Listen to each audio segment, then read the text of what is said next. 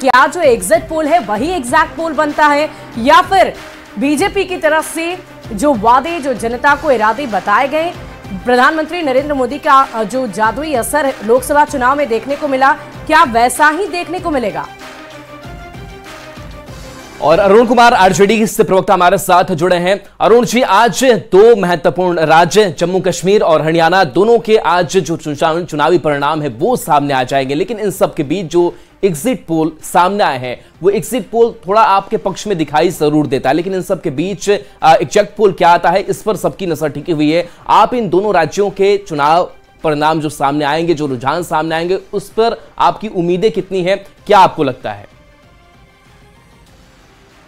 देखिए, निश्चित रूप से जो रिजल्ट आएंगे, परिणाम आएंगे, 8 बजे से काउंटिंग शुरू है और आप देखेंगे, ऐसे तो आप लोग एग्जिट पोल में भी दिखा ही रहे हैं कि हम लोगों की सरकार वहाँ बनने जा रही है, इंडिया गठबंधन की, कांग्रेस की, और हमें लगता है कि भारी बहुमत से कांग्रेस आई वहाँ चुनाव जीतने जा रही है।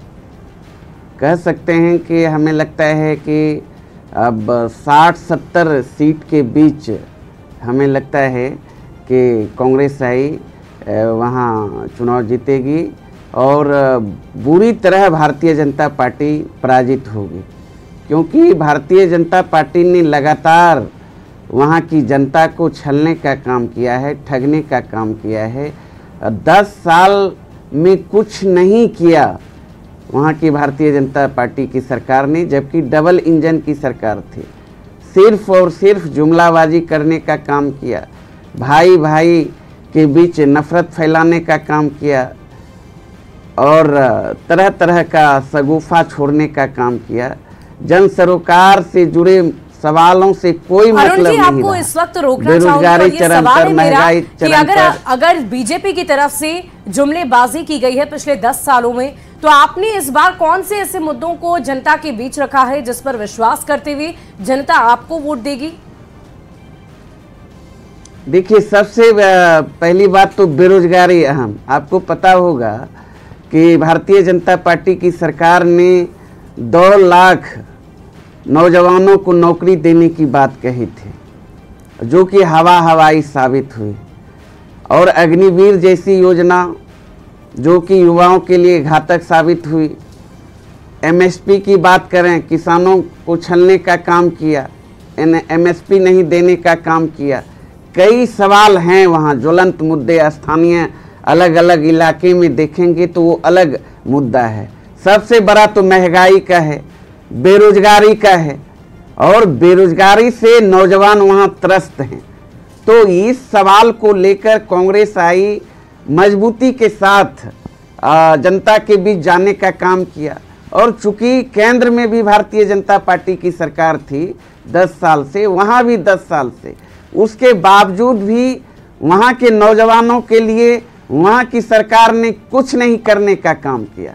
और जितनी भी परीक्षा की बात कर लें, प्रतियोगिताएं हुई परीक्षा, लगता है 50 से अधिक परीक्षाएं रद्द करनी पड़ी, उसमें भी कई प्रकार की धांधली हुई। तो चहुओर वहाँ देखेंगे हर तरफ, लेकिन भ्रष्टाचार चरम पर। आरोप लगा रही है कि आप जो हैं वो पिछड़ों का खास ख्याल नहीं रखते, और इस तरह की चर्चा पहले से ही सियासी गलियारों में हो रही थी। प्रधानमंत्री नरेंद्र मोदी भी जब रैली करने के लिए पहुंचे तो उस दौरान भी उन्होंने भी इस बात का जिक्र किया। नहीं, ऐसा नहीं, हम लोग A to Z की बात करते हैं। यहाँ भी बिहार में भी आप देखेंगे, हमारे आदरणीय नेता तेजस्वी यादव जी ने बिहार विधानसभा चुनाव की अगर बात कर लें 2020 का, तो सबसे पहली बार पूरे देश में और तेजस्वी यादव जी ने मुद्दों की राजनीति करना शुरू किया। यहाँ का जो ज्वलंत सवाल था, उन्होंने कहा 10 लाख नौकरी हम देने का काम करेंगे नौजवानों को, सरकार बनेगी। अलग बात है सरकार नहीं बनी। 2020 के बिहार विधानसभा चुनाव में शासनादेश के बल पर नरेंद्र मोदी जी और नीतीश कुमार जी ने सरकार बनाने में सफलता। अरुण जी, हरियाणा से उम्मीदें आपकी हैं, जम्मू कश्मीर पर अगर थोड़ा आते हैं तो जम्मू कश्मीर में अगर खास करके जम्मू रीजन की बात करें तो यहाँ पर बीजेपी की तरफ से देखा जाए तो बीजेपी की बढ़त यहां साफ तौर से एग्जिट पोल में भी नजर आ रही है, एक गहरी जो पैठ है वो नजर आ रही है। आपको क्या लगता है, कांग्रेस एनसी का जो गठबंधन इस बार हुआ है वो कमाल कुछ करेगा? नहीं, बिल्कुल वहां भी उलट स्थिति है। और जिस तरीके से भारतीय जनता पार्टी ने पिछले लगातार कई वर्षों से नया कश्मीर, जम्मू कश्मीर बनाने की बात की, तरह तरह का स्लोगन देने का काम किया, चाहे 370 धारा की बात कर लें कि 370 धारा हटाने के बाद लगा कि अमूल चूल परिवर्तन, एक अलग दृश्य दिखेगा, लेकिन दिखा तो कुछ नहीं। प्रत्येक 2-3 दिन बाद देख रहे हैं आतंकी हमले हो रहे हैं, उसके शिकार हमारे देश के नौजवान हो रहे हैं।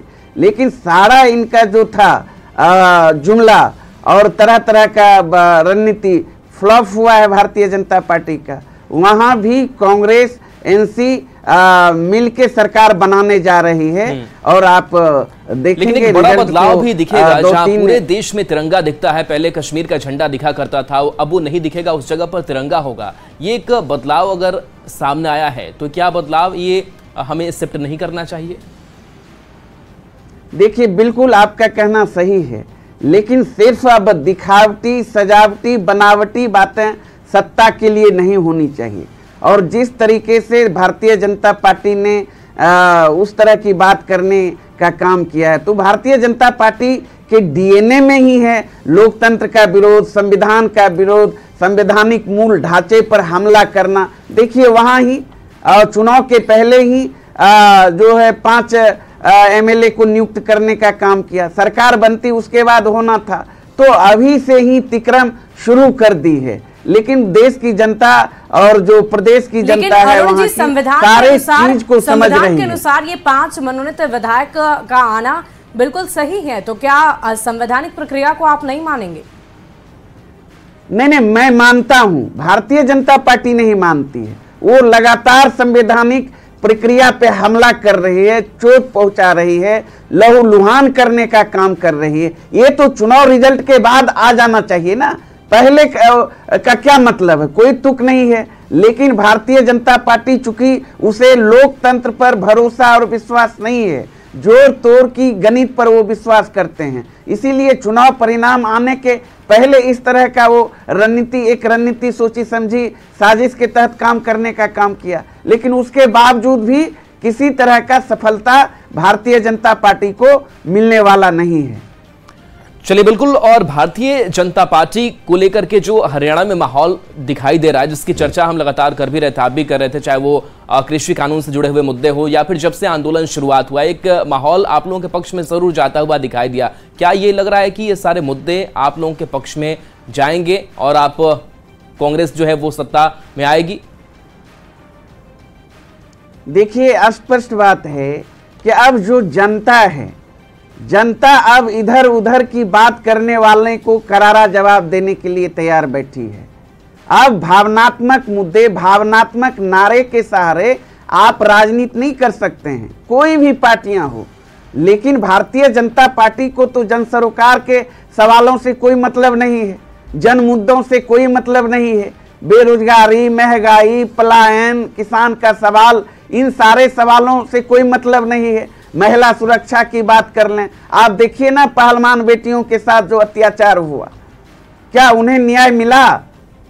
दिल्ली के दरबार में वो न्याय की भीख मांगते रहे, लेकिन नरेंद्र मोदी जी का ध्यान उसकी तरफ नहीं गया। तो बहुत सारे सवाल हैं। तो हम लोग और इंडिया ब्लॉक हैं, कांग्रेस आई है, जो भी हम लोग मुद्दों की बात करते हैं और जन सरोकार की बात करते हैं, जो जनता से जुड़ा ज्वलंत सवाल है, उस सवाल पर आईना हम दिखाने का काम करते हैं जो सरकार में है। लेकिन 10 साल से हरियाणा में भी बीजेपी की सरकार रही, केंद्र में भी बीजेपी की सरकार 10 साल से है। कह सकते हैं डबल इंजन की सरकार में कहते हैं कि तीव्र गति से डेवलपमेंट होता है हर क्षेत्र में। क्या हुआ हरियाणा में? हरियाणा तो और 25 साल पीछे चला गया हर मामले में। अरुण जी, अगर कश्मीर की बात करें तो बीजेपी वहां पर देख रही है परिसीमन के बाद से जो अलग अलग सीटों में बदलाव है वो देखने को मिला। निर्दलीय भी बहुत सारी पार्टियां इस वक्त प्रत्याशी जो हैं वो चुनावी रणभूमि में हैं, तो बीजेपी ये समझ रही है कि उसका सीधा फायदा उन्हें मिलेगा। हिंदू अगर बहुल सीटों की बात करें तो उसमें भी बढ़ोतरी हुई है, कुल मिलाकर 9 सीटों की बढ़त देखने को मिली है। तो जाहिर सी बात है बीजेपी ये समझ रही है कि क्लीन स्वीप वो जमुई क्षेत्र में तो करेगी ही, जम्मू क्षेत्र में, साथ ही साथ अन्य जगहों पर भी इसका फायदा उन्हें मिलेगा। देखिए, यह तो स्पष्ट हो जाएगा कुछ ही देर बाद, आप लोग खुद चलाने लगेंगी कि वहाँ की जनता क्या चाहती थी, जनता ने किस सवालों पर मुहर लगाया। भारतीय जनता पार्टी को तो अभी लगेगा ही कि पूरा देश की जनता उनके मुट्ठी में है। तो लोकसभा चुनाव में भी वो 400 पार की बात करते थे, परिणाम आया देखे आप। पिछले लोकसभा चुनाव में 2019 के लोकसभा चुनाव में 303 सीट थी, 240 पर सिमट आई, और किसके सहारे केंद्र में सरकार में बैठे हैं।